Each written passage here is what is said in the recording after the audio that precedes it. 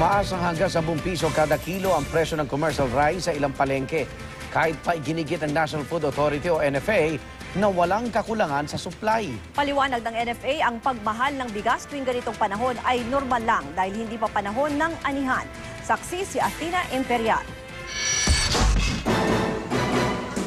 Napaupo na ang mga mamimiling ito sa Kidapawan City dahil sa 3 oras na paghihintay para sa NFA rice. Di bali na raw magtiyaga, makabili lang ng mas murang bigas kaysa bumili ng nagmahal na commercial rice.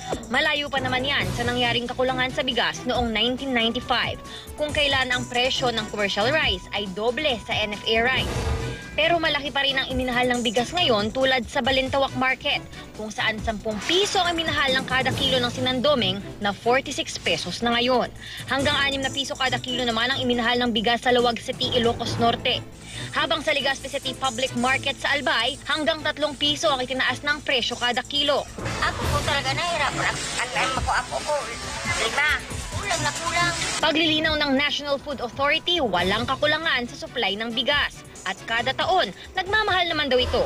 Kasi 2 season lang tayo, wet and dry season. Wala tayong ani. Yan po tinatawag natin na late month. Hopefully, pag maganda ang ani natin by September, ay mag-normalize naman yung presyo na yan. Ayon sa tagapagsalita ng NFA, tinututukan nila yung galaw ng presyo ng bigas. At ayon sa kanila, ito ay dulot ng market forces dahil ito ay low season sa supply. Bukod sa bigas, nauna nang umaray ang mga mamimili sa taas presyo ng bawang na naglalaro na mula 240 hanggang 400 pesos kada kilo sa Metro Manila hanggang sa iba't ibang probinsya. Athena Imperial ang inyong saksi.